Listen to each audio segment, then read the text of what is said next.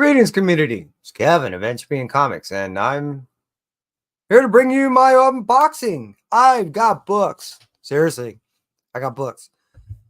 This month's pre-order is, well, it's not like massive, but at the same point, it's not tiny. It does average out to be around 60 books that I'm getting on my pre-orders now. That does not include the books I do purchase at the LCS along with that. Yeah. So, hey, before I get into it, I do want to acknowledge that, which is in my chat right now, hanging out with me. Dude, I so greatly appreciate you, and it's nice to see you. Steven Spot. Look at that cute dog. Wait, where is she? Oh, my dog she just ran out just now. She was hanging out. But hey, I do want to start off with a couple books first, in which that are kind of hot, and I want to put them off to the side. So, we'll start off over at the Marvel side, and we'll speak about Timeless ×2. I have been waiting for these books, and I have been interested to jump into it because of what it's supposed to end up laying out in the timeline of this year on the Timeless timeline realm, something like that. I did speak to Colin Kelly and Jackson Lansing, and they were excited on what they put out here. They were curious on my reaction, and I'm just dying to get into this. I've yet to read this. I do want to so bad, but hey, you know what? For right now, I'll just put it off to the side, and I will get into it down the road. Now, another one that's been kind of hot on the lips and people talking about a lot is Ultimate Spider-Man. Now, oddly enough, I'm a huge cover A fan. No matter what, my rule of thumb is always buy the cover A, then whatever variant you want. Why? Well, I mean, the idea for me is these are my own pre-made rules. Is, yo, bro, how's it go? Appreciate you being here. Is I always think about it when I was a kid. You know, essentially there was only a, not meaning the letter, there was only a cover available normally. If there was any variance, it was usually because of where the book was going to go after. You know, sometimes there was these like little ash candy things to make sure that they can lock down the rights to these things. I can get in forever on all this. My point being, I didn't get a cover A. Could you believe that? I what the hell was I thinking? I ended up getting those covers because I knew that they were like a reveal for what's supposed to transpire throughout that whole thing. And I ended up getting the Peter Parker, Mary Jane, little heart shape. I call it the Valentine's Day special. I have no idea why I violated my own rules. You know, there's a story that was once told to me that the ones who make the rules are the ones who break them. Just saying. All right, moving on from that, stupid stories. Going in the jackpot. I did not receive a 1 in 25. And those 1 in hundreds, have you even seen what those prices are going for right now? It doesn't matter what you think of the story. How the hell are these books going for that much money? What the? Wow. So anyways, I always thought that this was a cool cover. I've not been able to receive one and or see one at a decent price / quality product. Got one. Speaking of quality product and at a decent price, I've been trying to lock down the Kid Venom Origins at a 9.8, and it's proving for me to be rather impossible. The polybag doesn't it's not doing anybody any good in my opinion, from what I've seen and my experiences. This is my fourth one that I got. I've already sold one, and again, it's got a little and it has a little. So I'm just saying, bitter and all that. No. You know the cool thing is, I got 3. I know I have 2 that I can press out, get a good quality. I don't think I have anything less than a 9.6. Story's freaking awesome. If you haven't read it in the whole Death of Venomverse, you'll need to. Just buy the Kid Venom book. And again, like I said, if you're even somewhat of a symbiote fan, This symbiote goes in a totally different direction than all others, is they're really trying to do nowadays. And the fact that Marvel is pitching to the anime market shows, one, how strong that market is, and two, how well it can tie into regular comics that we here on the West Side end up reading. It's a great story, great art. Highly recommend it. Moving out that aspect, want to delve into more, talk about art. This dude has been killing it. Hey, how you doing, Ian? Yo, gun. Chill. How you be? Yeah, I appreciate you being here, Ian. This is art and a half. Shannon, I know, want to end up writing a book. And to prove that he can end up doing interior art, I think that was a way of going, is a beautiful segue of going at it in a way that I think most people weren't expecting.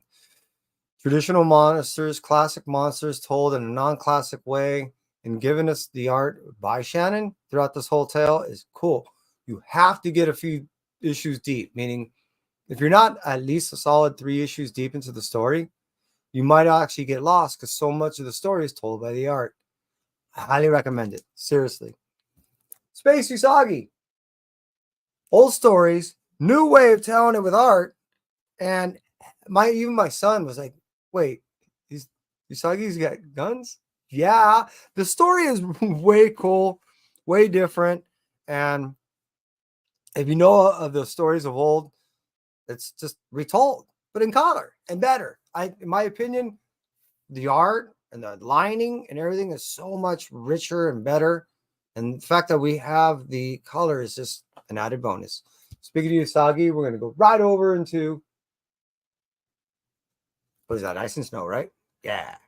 But I'm trying to remember the issue. There it is. 4. Yukichi is one of the best additions to this whole world. And how well he's been integrated into the storyline without ruining the traditional telling of the way Usagi Yojimbo is done. Eloquent. Perfect. Couldn't have been done any better. Stan, you've been doing this for what? Oh my God. Has it really been 40 years? Oh my. I'm looking forward for the next 40. Great job, man. Usagi Yojimbo. If you're not reading it and you're even somewhat of a feudal philosophical fan, highly recommend that comic. Moving up there, we're going to talk about what's the furthest place from here. 17. This is a great post-apocalyptic story told in a very unique way. Post-apocalyptic stories are out there and they're kind of dime a dozen, but when they end up starting to touch on things that we look at today, this is a neat little metaphorical, symbolic way of telling of how we presently live. Seriously, this is, it took a lot for me to get into it because this is something that is kind of satirical too. But once I got far enough into what, good 11, 12 issues, I start to understand the direction and the meaning. So if you're in for the long haul, I do recommend that book. Makes you think. Jackpot. You guys saw the 1 in 25. So yes, I went literally all in. This is what a C, right? Yeah, here's a C cover. This is one of the favorites of my son. All right. And this is I think it was the D, right? Oh, no, it was a B. This is my favorite cover.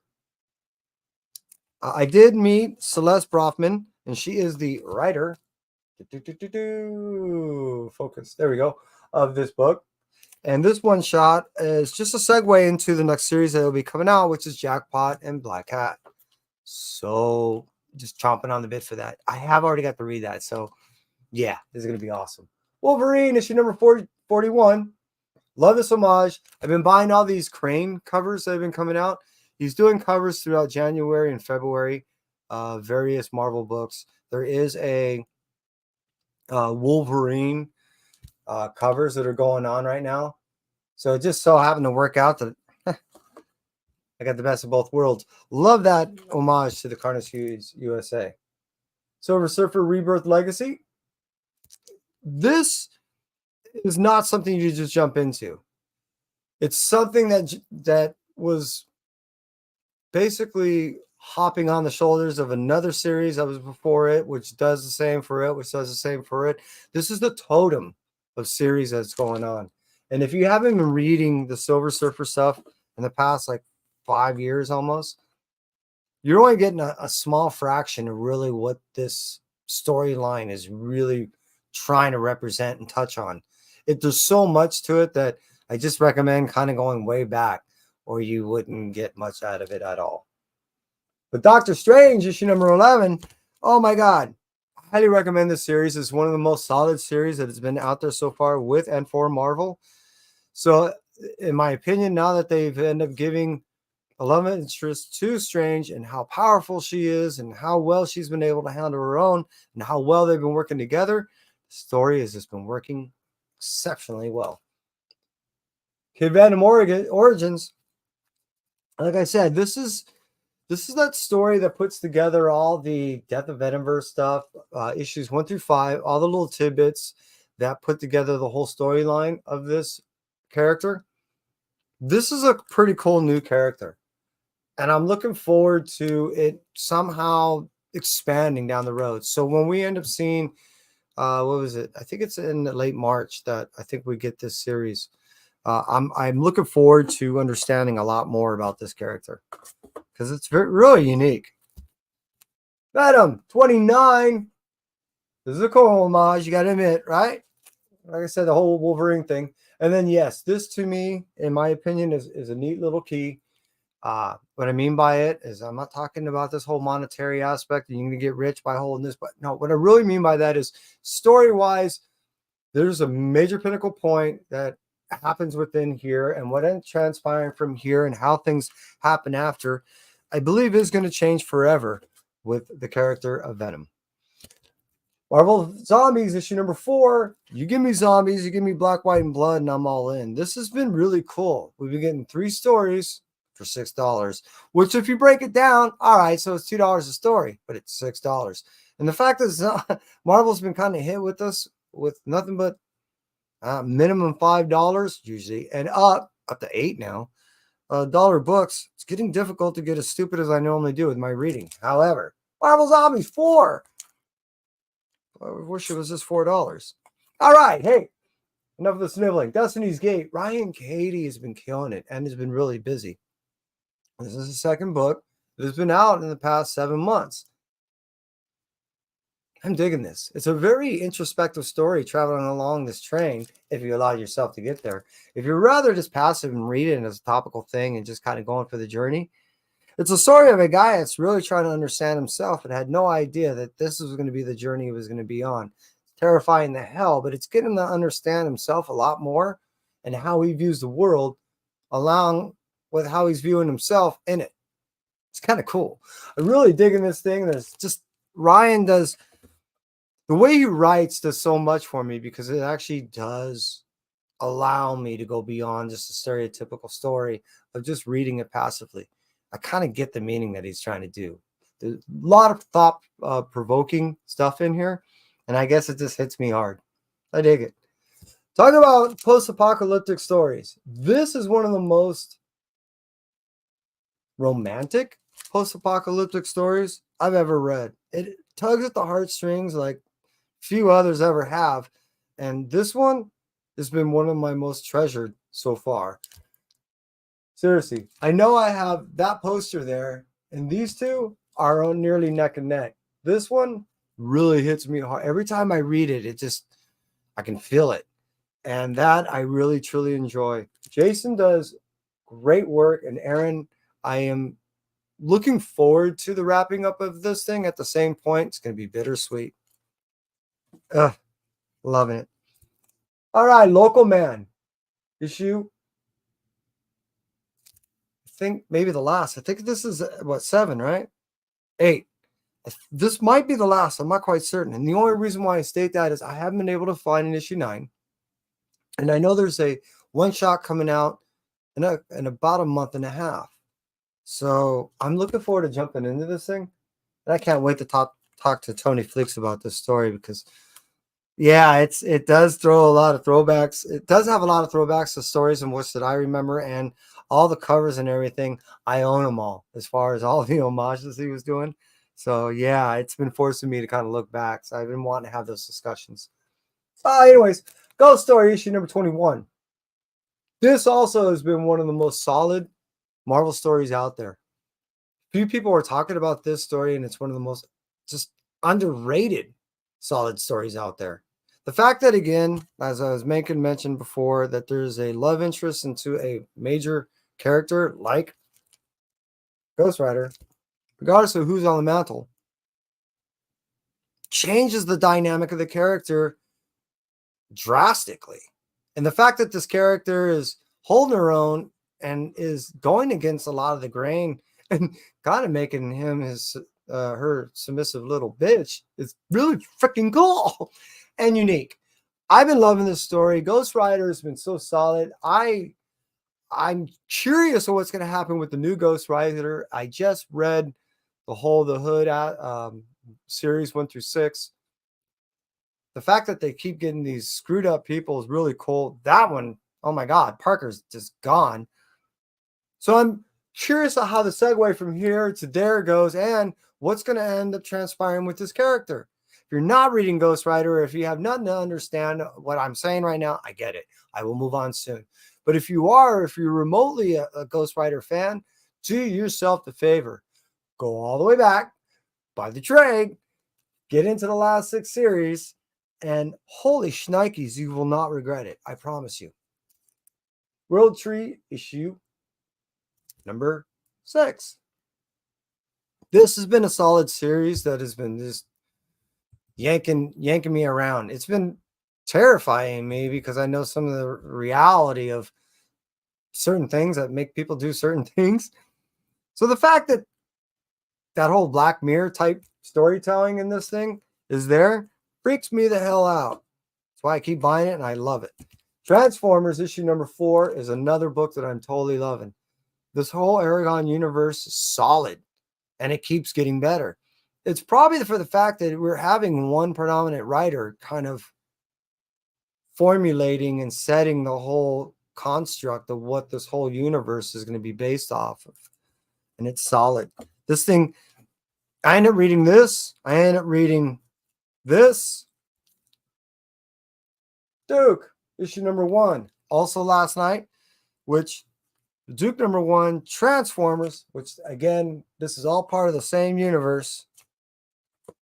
And Cobra Commander, issue number 1. This is all interrelated. These 3 issues in particular. Once you read this stuff, it all revolves and sets around one another and sets up this thing even better. The first few issues of Transformers, Void Rivals, that only gave us a taste and a tease of what was going to transpire. But now that we end up seeing how this is developing, holy shnikes, is it awesome. Really, this outside of Ghost Machine universe, there's probably no other real universe right now that's exciting me as much right now because of how they all interrelating and how well it's all well written. The Century issue number 2. The guy that's going around kind of messing with other people and absorbing their powers and doing, oh my God, he's a bastard. I can't wait for him to get his. And other than Thor, this guy's amassing some power, so I don't know who's going to end up taking him down. All right, here we go. Going back to my childhood. All right, issue number 1. Issue number 2. I'm a little behind. Now, the cool thing about this is, one, we get the, writer, Del Paco. And the other thing is the fact that we get supposedly the mortar is between the bricks that we never got to see before. And that aids in some of the storytelling that was gapped out in the original story. Now, theoretically, that's the idea. Does it work? I don't know. I haven't got into it. I really hope it actually gives us a little bit of some of that stuff. I hope it's not just a money grab. At the same point, you got to admit the first storyline wasn't like the best, but what it did give us is some interesting stories. Interesting. And it gave us the suit.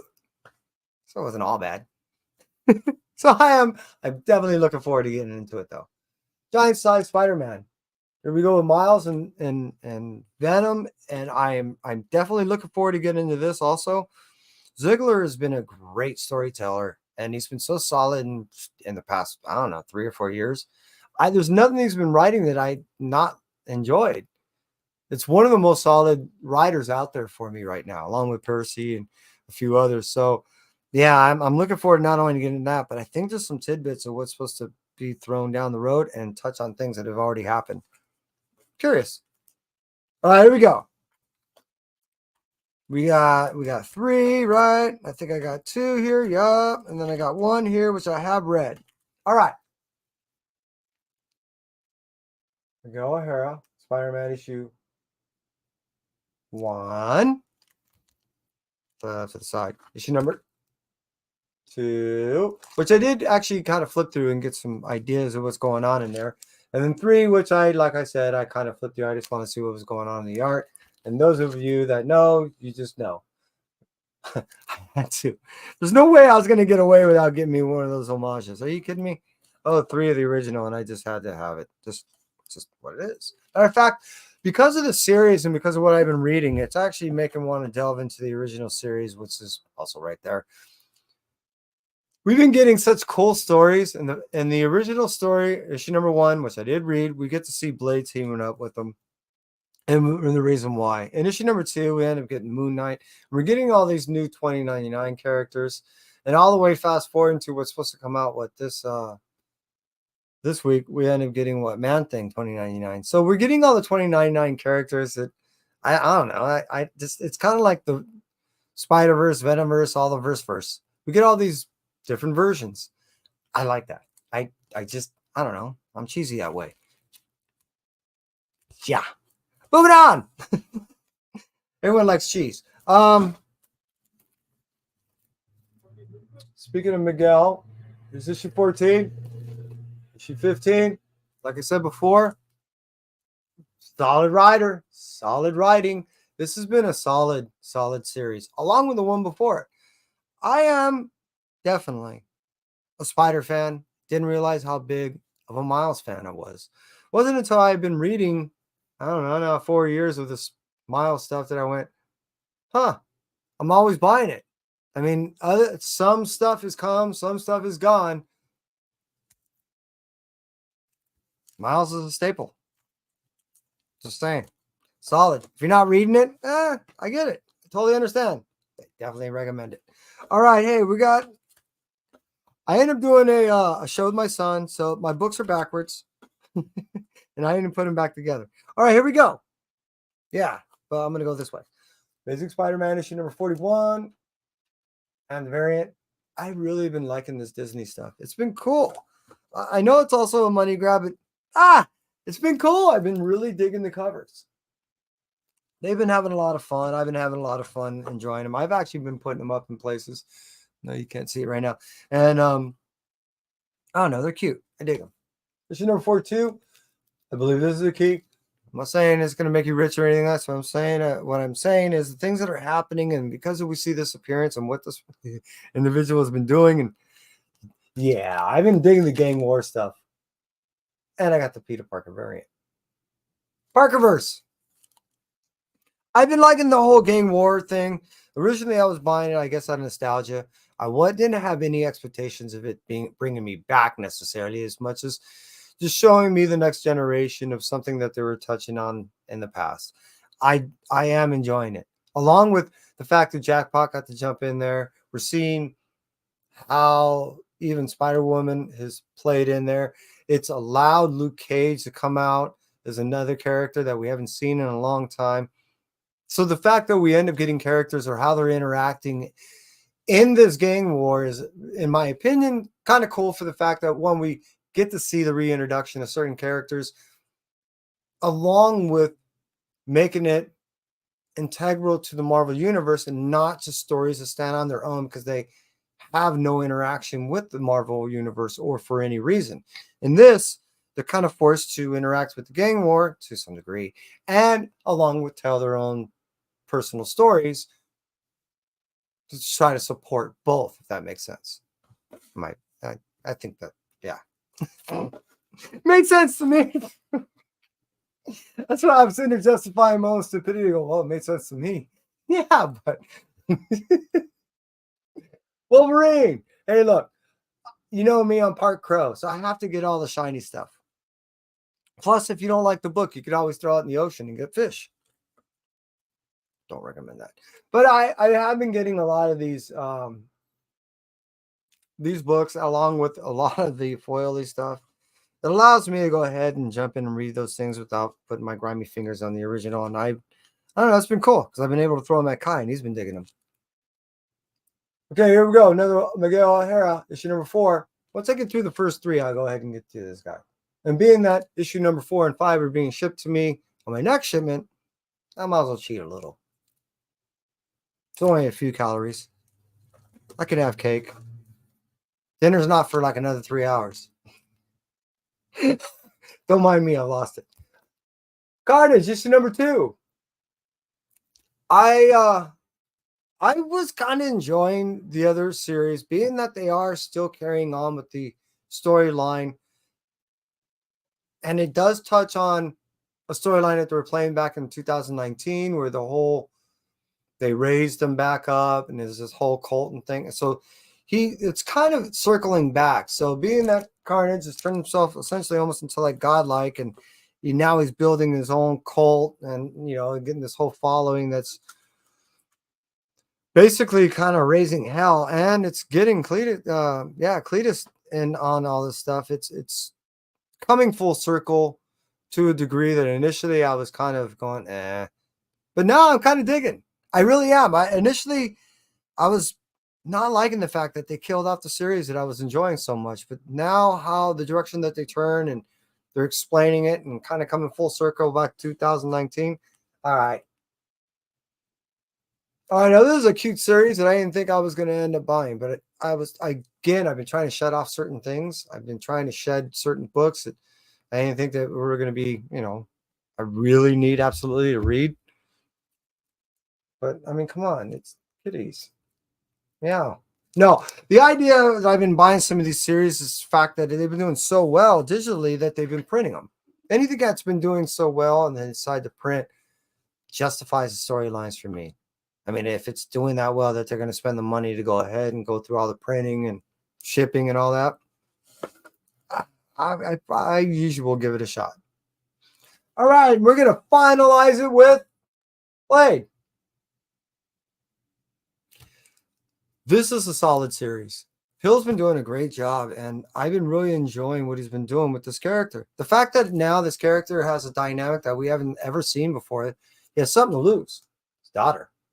And now that they know that his wife's kind of back in the whole picture, not directly with him, is also something that offers a bigger dynamic that we've never seen with Blade before. He's never really been total vulnerable in the sense that you can attack him from outside of just him.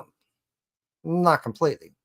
You kind of know what I'm saying. So the fact that his daughter's now in this and even assisting, I have not very many words other than the fact that I'm appreciating a character that I never thought I would ever enjoy. I was never a Blade reader. And now I can't see me ever quitting the series. It's one of the few series that they've been doing ongoing since Marvel made the decision not to do any more ongoing series. Blade and Spider-Boy just made the cutoff. If they continue, well, that's kind of up to us. I personally am going to keep buying this thing, and I've been digging it. For those of you that hung out with me throughout the whole time that I've been showing all my unboxing, thank you. For those of you that have better things to do, hey, I still appreciate you. No, seriously, I went through about 65 books. I appreciate you being here, and that's pretty much it from Blade as a kid. Yep. Bloodline. Check it out. It's pretty damn cool. She's pretty badass and learning. But so, hey, chill out. Two Gun, Gotham. Dude. And let's move up. Ian, thank you. And all of those that are bleaker, that have came by, stopped by, dropped by, Steven Spock, or even considered to watch my video. Thanks. Appreciate that. Seriously. And that's it for me. That should be. You stay well.